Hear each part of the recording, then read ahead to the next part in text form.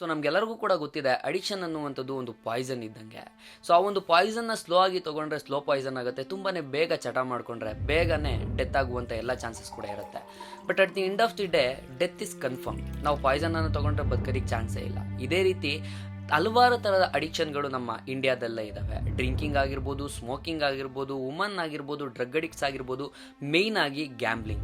So ಈ ಒಂದು ಗ್ಯಾಮ್ಲಿಂಗ್ಗೆ ಬಿದ್ದು ಎಷ್ಟೋ ಜನ ಕೋಟ್ಯಾಂತರ ರೂಪಾಯಿ ಕಳ್ಕೊಂಡು ಅವರು ಸಾಯೋದಲ್ಲದೆ ಅವರ ಒಂದು ಫ್ಯಾಮಿಲಿನ ಕೂಡ ಬೀದಿಗೆ ಎಳೆದು ಸತ್ತಿರುವಂಥ ಎಷ್ಟೋ ಕೇಸಸ್ಗಳು ನಮ್ಮ ಕರ್ನಾಟಕದಲ್ಲಿ, ನಮ್ಮ ಭಾರತದಲ್ಲೇ ಆಗಿದ್ದಾವೆ.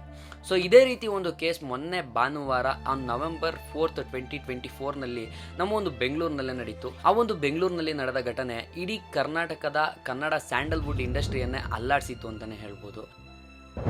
ನವೆಂಬರ್ 4, 2024 ಒಂದು ಅಪಾರ್ಟ್ಮೆಂಟ್ ಇರುತ್ತೆ, ದಾಸನಪುರದಲ್ಲಿರುವಂಥ ಒಂದು ಅಪಾರ್ಟ್ಮೆಂಟ್, ಟಾಟಾ ನ್ಯೂ ಹೆವನ್ ಅನ್ನೋ ಒಂದು ಅಪಾರ್ಟ್ಮೆಂಟ್. ಈ ಒಂದು ಅಪಾರ್ಟ್ಮೆಂಟ್ನಲ್ಲಿ ಭಾನುವಾರ ಬೆಳಗ್ಗೆನೆ ಗಬ್ಬು ನಾರ್ತಾ ಇರುವಂಥ ಸ್ಮೆಲ್ ಬರ್ತಾ ಇರುತ್ತೆ. ಸೊ ಆ ಒಂದು ಸ್ಮೆಲ್ ಏನು ಅಂತ ಹೇಳ್ಬಿಟ್ಟು ಚೆಕ್ ಮಾಡಲಿಕ್ಕೋಸ್ಕರ ಅಪಾರ್ಟ್ಮೆಂಟ್ನಲ್ಲಿ ಇದ್ದಂತಹ ಗ್ರೂಪ್ಗೆ ಸೆಕ್ಯೂರಿಟಿಗೆ ಮೆಸೇಜನ್ನು ಹಾಕ್ತಾರೆ. ಸೊ ಆ ಒಂದು ಗ್ರೂಪ್ನಲ್ಲಿ ಒಂದು ಮೆಸೇಜನ್ನು ಹಾಕಿದಾಗ ಸೆಕ್ಯೂರಿಟಿ ಅದನ್ನು ನೋಡ್ಬಿಟ್ಟು ಹೋಗಿ ಗಾರ್ಬೇಜ್ ಅಥವಾ ಕಸದ ತೊಟ್ಟಿಯನ್ನು ಚೆಕ್ ಮಾಡ್ತಾನೆ. ಕಸದ ತೊಟ್ಟಿಯಿಂದ ಏನು ಅಷ್ಟಾಗಿ ಸ್ಮೆಲ್ ಬರ್ತಿರಲ್ಲ, ಬಟ್ ಆ ಒಂದು ಸ್ಮೆಲ್ ಕಸದ ತೊಟ್ಟಿಗೂ ಕೂಡ ಮೀರಿಸ್ತಾ ಇರುತ್ತೆ. ಒಂದು ಕೆಟ್ಟ ದರಿದ್ರ ಸ್ಮೆಲ್ ಬರುತ್ತಿರುತ್ತೆ. ಸೆಕ್ಯೂರಿಟಿ ಮಂಜು ಫೋನ್ ಮಾಡಿದ್ರು, ಸ್ಮೆಲ್ ಬರ್ತದೆ ಅಂತೇಳಿ ಅಲ್ಲೆಲ್ಲೂ ನಿಂತ್ಕೊಳ್ಳೋಕೆ ಆಗ್ತಿರ್ಲಿಲ್ಲ, ಆ ಥರ ಸ್ಮೆಲ್ಲಿಂಗ್ ಇತ್ತು. ಬೆಳಗ್ಗೆ ಆದರೂ ನನ್ನ ಗಂಟ್ಲಲ್ಲಿ ಮೂಗಲ್ಲಿ ಎಲ್ಲ ಹಂಗೆ ಸ್ಮೆಲ್ ಇದೆ. ಸೊ ಆ ಒಂದು ಸ್ಮೆಲ್ ಎಲ್ಲಿಂದ ಬರ್ತಿದೆ ಅಂತ ನೋಡ್ಕೊಂಡು ಹೋದಾಗ ಒಂದು ಫ್ಲ್ಯಾಟ್ ಕಡೆಯಿಂದ ಆ ಒಂದು ಸ್ಮೆಲ್ ಬರ್ತಿರುತ್ತೆ. ಸೊ ಆ ಒಂದು ಫ್ಲ್ಯಾಟ್ಗೆ ಹೋಗಿ ಚೆಕ್ ಮಾಡಲಿಕ್ಕೆ ಹೋದಾಗ ಆ ಒಂದು ಫ್ಲ್ಯಾಟ್ನ ಒಳಗಡೆಯಿಂದ ಡೋರ್ ಲಾಕ್ ಆಗಿರುತ್ತೆ. ಬೇರೆ ವಿಧಿ ಇಲ್ಲದೆ ಆ ಒಂದು ಸೆಕ್ಯೂರಿಟಿ ಏಣಿಯನ್ನು ಹಾಕ್ಕೊಂಡು ಆ ಏಣಿಯ ಸಪೋರ್ಟ್ನ ತೊಗೊಂಡು, ಸೊ ಬೇರೆ ಫ್ಲ್ಯಾಟ್ಗಳ ಸಪೋರ್ಟನ್ನು ತೊಗೊಂಡು ಆ ಒಂದು ಫ್ಲ್ಯಾಟ್ನ ಕಿಟಕಿಯಿಂದ ನೋಡಿದಾಗ ಒಂದು ಫ್ಯಾನ್ನ ಹುಕ್ಕಿಗೆ ಒಂದು ಡೆಡ್ ಬಾಡಿ ನೇತಾಕೊಂಡಿರುತ್ತೆ. ಅಂದರೆ ಒಂದು ಡೆಡ್ ಬಾಡಿ ನೇಣು ಹಾಕ್ಕೊಂಡು ಸತ್ತೋಗಿರುತ್ತೆ. ಆ ಒಂದು ಡೆಡ್ ಬಾಡಿಯನ್ನು ನೋಡಿದಂತಹ ಸೆಕ್ಯೂರಿಟಿ ತುಂಬಾ ಶಾಕ್ ಆಗ್ತಾನೆ. ಯಾಕಪ್ಪ ಅಂದರೆ ಆ ಒಂದು ಡೆಡ್ ಬಾಡಿ ಅರೆ ಕೊಳೆತ ಸ್ಥಿತಿಯಲ್ಲಿರುತ್ತೆ. ಅಂದರೆ ಅರ್ಧಂಬರ್ಧ ಡಿಕಂಪೋಸ್ ಆಗಿರುತ್ತೆ. ಒಂದು ಡೆಡ್ ಬಾಡಿ ಫುಲ್ಲು ಕಂಪ್ಲೀಟಾಗಿ ಬ್ಲ್ಯಾಕ್ ಆಗಿರುತ್ತೆ. ಸೊ ಅದರ ಒಂದು ಇಮೇಜ್ಗಳು ಕೂಡ ನಮಗೆ ಲಭ್ಯವಿಲ್ಲ, ಯಾಕಂದರೆ ಇಂಟರ್ನೆಟ್ಟಲ್ಲಿ ಆ ಒಂದು ಇಮೇಜ್ಗಳನ್ನ ಕೂಡ ಹಾಕಿಲ್ಲ.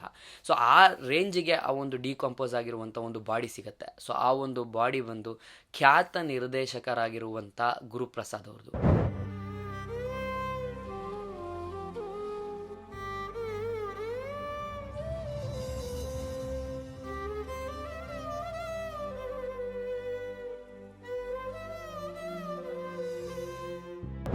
ಫೇಮಸ್ ಡೈರೆಕ್ಟ್ರು, ಮಠ, ಹಾಗೆಯೇ ಎದ್ದೇಳು ಮಂಜುನಾಥ, ಈ ಥರದ ಅತ್ಯಂತ ಹಿಟ್ ಮೂವಿಗಳನ್ನು ಕೊಟ್ಟಂತಹ ಒಬ್ಬ ಡೈರೆಕ್ಟ್ರು ಆ ಒಂದು ಸ್ಥಿತಿಯಲ್ಲಿ ನೇಣಿಗೆ ಶರಣಾಗಿರ್ತಾರೆ. ಸೊ ಈ ಒಂದು ಡೈರೆಕ್ಟರ್ ಬಗ್ಗೆ ಮಾತಾಡಬೇಕು ಅಂದರೆ ಗುರುಪ್ರಸಾದ್ ಮೂಲತಃ ಕನಕ್ಪುರದವರು. ಸೊ ಬೆಂಗಳೂರಿಗೆ ಬಂದಿರ್ತಾರೆ. ಬೆಂಗಳೂರಿಗೆ ಬಂದು ಫೇಮಸ್ ಡೈರೆಕ್ಟರ್ ಆಗಿರ್ತಾರೆ. ಸೊ ಡೈರೆಕ್ಟರ್ ಆಗಿ ಒಂದು ಮದುವೆ ಆಗಿರುತ್ತೆ, ಮದುವೆ ಆಗಿ ಡಿವೋರ್ಸ್ ಕೂಡ ಆಗಿರುತ್ತೆ. ಈಗ ಎರಡನೇ ಪತ್ನಿಯ ಜೊತೆ, ಅಂದರೆ ಈ ಹಿಂದೆಲೇ ಇನ್ನೊಂದು ರೀಮ್ಯಾರೇಜ್ ಕೂಡ ಆಗ್ತಾರೆ. ಸೊ ಎರಡನೇ ಪತ್ನಿ ಜೊತೆ ಇರ್ತಾರೆ. ಆರಾಮಾಗೇನಿರಲ್ಲ ಸ್ನೇಹಿತರೆ. ಒಂದು 8 ತಿಂಗಳ ಹಿಂದೆ ಆ ಒಂದು ಎರಡನೇ ಪತ್ನಿಯನ್ನು ಕೂಡ ತವ್ರ ಮನೆಗೆ ಕಳಿಸಿ ಇವರು ಹೊಸದಾಗಿ ಬಂದು ಮಾದನಾಯಕನಹಳ್ಳಿ ಸರೌಂಡಿಂಗಲ್ಲಿ ಬರುವಂಥ ಒಂದು ದಾಸನಪುರದಲ್ಲಿರುವಂಥ Tata new apartments, so Tata new haven apartment ಅನ್ನೋ ಒಂದು ಕಡೆ ಒಬ್ಬರೇ ಬಾಡಿಗೆಗೆ ಒಂದು ಮನೆಯನ್ನು ತಗೊಂಡು ಇರ್ತಾರೆ. ಸೊ ಪದೇ ಮನೆಯನ್ನು ಬದಲಾಯಿಸ್ತಿರ್ತಾರೆ. ಮೊದಲಿಗೆ ಬಸವೇಶ್ವರ ನಗರದಲ್ಲಿ ಇರ್ತಾರೆ, ಅದಾದ್ಮೇಲಿಂದ ಜಯನಗರ್ಗೆ ಹೋಗ್ತಾರೆ, ಅದಾದ್ಮೇಲಿಂದ ಫೈನಲಿ ಬಂದು ಈ ಒಂದು ಮಾದನಾಯಕನಹಳ್ಳಿ ದಾಸನಪುರದಲ್ಲಿ ಸೆಟ್ಲ್ ಆಗಿರ್ತಾರೆ. ಸೊ ಸೆಟಲ್ಡ್ ಅಂದರೆ ಎಲ್ಲ ಒಂದು ಸಾಲಗಾರರ ಕಾಟವನ್ನು ತಪ್ಪಿಸ್ಕೊಳ್ಳೋದಕ್ಕೋಸ್ಕರ ಇಲ್ಲಿಗೆ ಬಂದಿರ್ತಾರೆ. ಸೊ ಲಾಸ್ಟ್ 25 ಅಕ್ಟೋಬರ್ ಅವರ ಹೆಂಡತಿ ಅವರನ್ನು ಕಾಲ್ ಮಾಡಿ ಒಂದು ಕಾಂಟ್ಯಾಕ್ಟ್ ಮಾಡೋದಕ್ಕೆ ಟ್ರೈ ಮಾಡ್ತಾರೆ. ಬಟ್ ಅವರು ಕಾಲ್ಗೆ ಸಿಗಲ್ಲ, ಕಾಲ್ನ ಪಿಕ್ ಕೂಡ ಮಾಡೋದಿಲ್ಲ. ಹೆಂಡತಿ ಏನು ಅನ್ಕೊತಾರೆ ಅಂದರೆ ಎಲ್ಲೋ ಕೆಲಸದಲ್ಲಿ ಸಿಕ್ಕಾಪಟ್ಟೆ ಬ್ಯುಸಿ ಇರಬೇಕು, ಹಾಗಾಗಿ ಟೈಮ್ ಕೊಡ್ತಾ ಇಲ್ಲ, ಹಾಗಾಗಿ ನಾನು ಫೋನ್ ಕೂಡ ಮಾಡ್ತಿಲ್ಲ ಅಂದ್ಕೊಂಡು ಸುಮ್ಮನೆ ಆಗ್ಬಿಡ್ತಾರೆ. ಸೊ ಅವತ್ತಿನ ಬೆಳಗ್ಗೆ 26ನೇ ತಾರೀಕು ಇವರ ಒಂದು ಮೂವಿ ಶೂಟಿಂಗ್ನಲ್ಲಿರುತ್ತೆ. ಆದಿಮಾ ಅಂತ ಹೇಳ್ಬಿಟ್ಟು ಒಂದು ಹೊಸ ಮೂವಿ, ಇವರೇ ಡೈರೆಕ್ಟ್ರು. ಆ ಒಂದು ಮೂವಿ ಶೂಟಿಂಗ್ ಪ್ರೊಸೆಸ್ನಲ್ಲಿರುತ್ತೆ. ಸೊ ಆ ಒಂದು ಮೂವಿಯ ಟೀಮ್ಗೆ ಇವರೊಂದು ವಾಟ್ಸಪ್ ಮೆಸೇಜನ್ನು ಮಾಡ್ತಾರೆ, ನನಗೆ ಬರಲಿಕ್ಕಾಗಲ್ಲ, ಮೈಯಲ್ಲಿ ಸ್ವಲ್ಪ ಹುಷಾರಿಲ್ಲ, ಹಾಗಾಗಿ ಒಂದು ದೀಪಾವಳಿ ಆದಮೇಲಿಂದ ನಾವು ಕೆಲಸವನ್ನು ಕಂಟಿನ್ಯೂ ಮಾಡ್ಕೊಳ್ಳೋಣ ಅಂತ ಹೇಳ್ಬಿಟ್ಟು ಮೆಸೇಜನ್ನು ಹಾಕ್ತಾರೆ. ಆ ಒಂದು ಮೆಸೇಜನ್ನು ಹಾಕಿ ಫೋನನ್ನು ಸ್ವಿಚ್ ಆಫ್ ಮಾಡ್ತಾರೆ. ಯಾರ ಕೈಗೂ ಕೂಡ ಸಿಗೋದಿಲ್ಲ. ಸೊ ಇವರು ಡೆತ್ ಆದಂತಹ ನಂತರ ಈ ಒಂದು ಡೆತ್ ಆಗಿರುವಂಥ ರೂಮ್ನಲ್ಲಿ ಏನಾದರೂ ಸಿಗುತ್ತಾ, ಡೆತ್ ನೋಟ್ ಏನಾದರೂ ಸಿಗುತ್ತಾ ಅಂತ ನೋಡ್ತಾರೆ. ಬಟ್ ಏನೂ ಸಿಗೋದಿಲ್ಲ ಸ್ನೇಹಿತರೆ. ಅದಾದ್ಮೇಲಿಂದ ಸುತ್ತಮುತ್ತ ಎನ್ಕ್ವೈರಿ ಮಾಡಿದಾಗ ಇವರು ಒಂದು 4-5 ದಿನದಿಂದ ಬಾಗ್ಲೇ ತೆಗ್ದಿಲ್ಲ ಅಂತ ಹೇಳ್ಬಿಟ್ಟು ಗೊತ್ತಾಗುತ್ತೆ. ಸೊ ಇದರಿಂದ ಕ್ಲಿಯರ್ ಆಗಿ ಗೊತ್ತಾಗುವಂಥದ್ದು ಏನಪ್ಪ ಅಂದರೆ ಅವರು ಡೆತ್ ಯಾವತ್ತು ಆಯಿತು ಅಂತ ಹೇಳ್ಬಿಟ್ಟು ಕ್ಲಿಯರ್ ಆಗಿ ಯಾರಿಗೂ ಕೂಡ ಗೊತ್ತಿಲ್ಲ. ಸೊ ಮನೆಗೆ ಹೋಗಿ ಬಾಗ್ಲು ಹಾಕ್ಕೊಂಡಿರೋರು ಸುಮ್ಮನೆ ಅವ್ರ ಪಾಡ್ಗೆ ಅವ್ರು ನೇಣು ಹಾಕೊಂಡಿದ್ದಾರೆ. ಯಾರು ಬಂದು ಅವರೊಬ್ಬರೇ ಇದ್ದಿದ್ದರಿಂದ ಯಾರೋ ಬಂದು ಅವರ ಮನೆಯ ಬಾಗಿಲನ್ನು ಕೂಡ ತಟ್ಟಿಲ್ಲ, ಏನು ಕೂಡ ಆಗಿಲ್ಲ. ಸೊ ಎನ್ಕ್ವೈರಿ ಮಾಡಬೇಕಿದ್ರೆ ಸೆಕ್ಯೂರಿಟಿಯನ್ನು ಕೇಳಿದಾಗ ಲಾಸ್ಟ್ 1 ವೀಕಿಂದ ಅವ್ರ ಆಚೆ ಎಲ್ಲೂ ಕೂಡ ಹೋಗೇ ಇಲ್ಲ, ನಾನು ನೋಡೂ ಇಲ್ಲ ಅಂತ ಹೇಳ್ಬಿಟ್ಟು ಸೆಕ್ಯೂರಿಟಿ ಗಾರ್ಡು ನನ್ನ ಕಣ್ಣಿಗೆ ಕಾಣಿಸೇ ಇಲ್ಲ ಅಂತ ಹೇಳ್ಬಿಟ್ಟು ಸೆಕ್ಯೂರಿಟಿ ಗಾರ್ಡು ತಿಳಿಸ್ತಾನೆ. ಹಾಗೆಯೇ ಬುಕ್ ಎಂಟ್ರಿನಲ್ಲೂ ಕೂಡ ಆಚೆ ಹೋಗಿರುವಂಥದ್ದು, ಒಳಗಡೆ ಬಂದಿರುವಂಥದ್ದು ಯಾವುದೇ ಆಕ್ಟಿವಿಟೀಸ್ ಇರೋದಿಲ್ಲ. ಲಾಸ್ಟ್ ಒಳಗಡೆ ಬಂದವರು ಅವ್ರು ಮತ್ತೆ ಆಚೆ ಹೋಗೇ ಇರೋದಿಲ್ಲ. ಅಲ್ಲ, ಇವಾಗ ಎಷ್ಟು ದಿನದಿಂದ ಕಾಣ್ತಿಲ್ಲ ಸರ್ ನೀವು? ಅದೊಂದು 5 days 4 days ಇಂದ ಕಂಡಿಲ್ಲ ಅವರು. ಇವಾಗ ಬಾಡಿ ಡಿಕಂಪೋಸ್ ಆಗೋದು. ಹೌದೌದು, ಅಂತ ಸ್ಮೆಲ್ ಬರ್ತಾ ಇದೆ. ನಾವು ನೋಡಿಲ್ಲ ಸರ್, ಏನಾಗಿದೆ ನಮ್ಗೆ ಗೊತ್ತಿಲ್ಲ. ಫೊರೆನ್ಸಿಕ್ ರಿಪೋರ್ಟ್ಗಳ ಮೂಲಕ ಗೊತ್ತಾಗುತ್ತೆ October 28 ಮೋಸ್ಟ್ ಪ್ರಾಬಬ್ಲಿ ಇವರ ಒಂದು ಡೆತ್ ಆಗಿರ್ಬೋದು ಅಂತ ಹೇಳ್ಬಿಟ್ಟು. ಸೊ ಡೆತ್ ಆಗಿ 5-6 ದಿನ ಆಗಿರೋದ್ರಿಂದ ಇವರ ಒಂದು ಬಾಡಿ ಕಂಪ್ಲೀಟ್ ಆಗಿ ಅರೆಕೊಳೆತ ಸ್ಥಿತಿಯಲ್ಲಿರುತ್ತೆ. ಸೊ ಆ ಥರ ಸಿಕ್ಕಿರುತ್ತೆ. ಸೊ ಇದಾದ್ಮೇಲಿಂದ ಎನ್ಕ್ವೈರಿಗಳು ಸ್ಟಾರ್ಟ್ ಆಗುತ್ತೆ. ಯಾತಕ್ಕೋಸ್ಕರ ಇವರು ಈ ಥರ ಮಾಡ್ಕೊಂಡಿರ್ಬೋದು ಅಂತ ಹೇಳ್ಬಿಟ್ಟು ಅವರ ಹೆಂಡತಿಯನ್ನು ಎನ್ಕ್ವೈರಿ ಮಾಡಿದಾಗ ಅವ್ರ ಹೆಂಡತಿ ಹೇಳುವಂಥದ್ದು ಲೋನ್ ಸಿಕ್ಕಾಪಟ್ಟೆ ತೊಗೊಂಡಿದ್ರು, ಸಾಲ ಸಿಕ್ಕಾಪಟ್ಟೆ ಆಗ್ಬಿಟ್ಟಿತ್ತು. ಜಾಸ್ತಿ ಸಾಲವನ್ನು ಮಾಡಿರೋದ್ರಿಂದ ಸಾಲ ಕೊಟ್ಟಿರುವವರ ಕಾಟ ತಡೆಯೋಕ್ಕಾಗದೆ ಅವಾಗವಾಗ ಮನೆ ಕೂಡ ಚೇಂಜ್ ಮಾಡ್ತಾಯಿದ್ರು. ಹೀಗೇನೆ ನನ್ನ ಕೂಡ ಮನೆ ಕಳಿಸಿದ್ರು, ಜಗಳಗಳಾಗಿತ್ತು ಸಾಲದಿಂದನೇ. ಹಾಗಾಗಿ ಅವರು ಕುಡಿತಕ್ಕೆ ಸಿಕ್ಕಾಪಟ್ಟೆ ಚಟ ಮಾಡ್ಕೊಂಡ್ಬಿಟ್ಟಿದ್ರು. ಯಾವಾಗಲೂ ಕುಡ್ಕೊಂಡೇ ಇರೋರು, ಕೆಲಸಕ್ಕೆ ನೀಟಾಗಿ ಕೆಲಸ ಮಾಡ್ತಿರ್ಲಿಲ್ಲ, ಮೊದಲಿದ್ದ ಇರಲಿಲ್ಲ, ಮನುಷ್ಯ ಚೇಂಜ್ ಆಗಿಬಿಟ್ಟಿದ್ರು. ಸೊ ಕುಡ್ತಾ ಮೂರೊತ್ತು ಕುಡ್ಕೊಂಡಿರೋದು. ಸೊ ಅದಾದ್ಮೇಲಿಂದ ಈ ಒಂದು ಸಾಲಗಾರರ ಒಂದು ಕಾಟ ತಡೆಯೋದಕ್ಕಾಗದೆ ಸೊ ಸತ್ತೋಗಿರ್ಬೋದು ಅಂತ ಹೇಳ್ಬಿಟ್ಟು ಹೆಂಡತಿ ಕೊಟ್ಟಿರುವಂಥ ರಿಪೋರ್ಟ್ನ ಮೂಲಕ ಕೇಸ್ ಕೂಡ ಕ್ಲೋಸ್ ಆಯಿತು. ಸೊ ಸೂಸೈಡ್ ಅಂತ ಡಿಸೈಡ್ ಮಾಡಿ ಸಾಲ ಬಾಧೆ ತಡೆಯೋಕ್ಕಾಗ್ದೇ ಸೂಸೈಡ್ ಮಾಡಿಕೊಂಡ್ರು ಅಂತ ಹೇಳ್ಬಿಟ್ಟು ಕೇಸ್ ಕೂಡ ಕ್ಲೋಸ್ ಆಯಿತು. ಬಟ್ ಸತ್ತಿದ್ದ ದಿನದಂದು ಅವ್ರ ಜೊತೆ ಯಾರ್ಯಾರು ಕೆಲಸ ಮಾಡಿದ್ರು ಅವ್ರನ್ನೆಲ್ಲ ಇಂಟರ್ವ್ಯೂ ಮಾಡಿದಾಗ ಒಬ್ಬರು ಅವ್ರ ಬಗ್ಗೆ ಮಾತಾಡ್ತಿರ್ತಾರೆ. ಸೊ ಮಾತಾಡಬೇಕಿದ್ರೆ ಹೀಗೆ ಹಲವಾರು ವಿಷಯಗಳು ಬರುತ್ತೆ. ಸೊ ಹಲವಾರು ವಿಷಯಗಳಲ್ಲಿ ಅವ್ರಿಗೆ ತಲೆ ಮೇಲ್ಗಡೆ ಎಲ್ಲ ಕಜ್ಜಿ ಎತ್ತಿತ್ತು. ಸೊ ಅದನ್ನು ಅವ್ರು ಹಾಸ್ಪಿಟ್ಲಿಗೆ ತೋರಿಸ್ಕೊತಿರ್ಲಿಲ್ಲ. ಅವ್ರು ಅದೇ ಕೈಯಲ್ಲೇ ಊಟಕ್ಕೆ ತಟ್ಟೆಗೆಲ್ಲ ಕೈ ಹಾಕ್ಬಿಡೋರು. ಸೊ ನನ್ನ ಜೊತೆನೂ ಕೂಡ ನೀಟಾಗಿ ಬಿಹೇವ್ ಮಾಡ್ತಿರ್ಲಿಲ್ಲ, ಮೈಯೆಲ್ಲ ಮುಟ್ಟೋರು, ಏನೇನೋ ಮಾಡೋರು. ಸೊ ಈ ಥರ ಎಲ್ಲ ಹಲವಾರು ಅವ್ರ ಮೇಲೆ ಆರೋಪಗಳು ಬಂದಿರುವಂಥದ್ದು ಬೆಳಕಿಗೆ ಬಂದಿದೆ ಸ್ನೇಹಿತರೆ. ಸೊ ನೀವು ಆ ಒಂದು ವಿಡಿಯೋಗಳನ್ನೆಲ್ಲ ನೋಡಿರ್ಬೋದು. ಆ ಒಂದು ವಿಡಿಯೋಗಳು ಆಲ್ರೆಡಿ ಏನು ಇನ್ಸ್ಟಾಗ್ರಾಮ್ ಆಗಿರ್ಬೋದು, ಯೂಟ್ಯೂಬ್ ಆಗಿರ್ಬೋದು, ಎಲ್ಲ ಕಡೆ ಟ್ರೆಂಡ್ ಕೂಡ ಆಗಿದ್ದಾವೆ.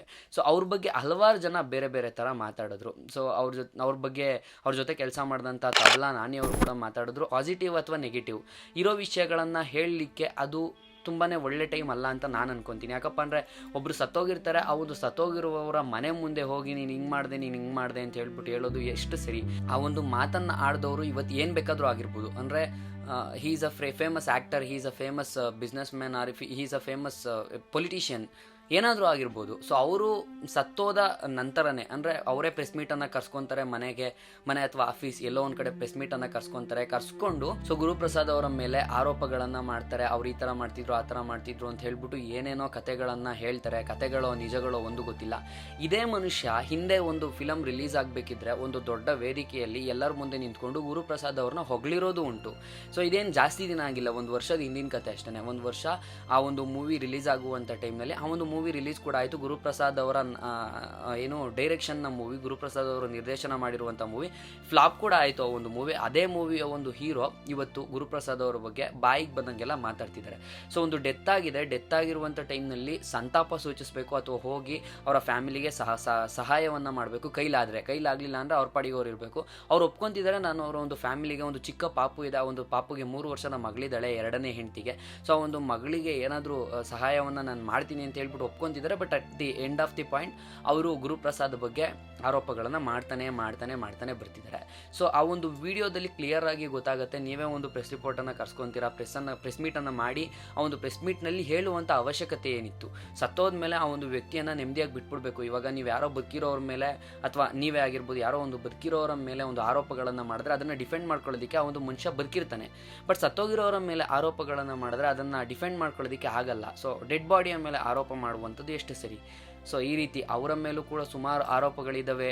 ಸುಮಾರು ನಾನು ಬಿಚ್ಚಿಡ್ತೀನಿ ಅಂತ ಹೇಳ್ಬಿಟ್ಟು ರೀಸೆಂಟಾಗೇ ಎಷ್ಟೊಂದು ಜನ ಮಾತಾಡ್ತಾ ಇದ್ದಾರೆ. ಸೊ ಹಾಗಾಗಿ ಯಾರೇ ಒಬ್ಬರು ಸತ್ತಿದ್ದಾರೆ ಅಂದರೆ ಅವರ ಮೇಲೆ ಬಂದು ಆರೋಪಗಳನ್ನು ಮಾಡುವಂಥದ್ದು ಅಷ್ಟು ಸರಿಯಲ್ಲ.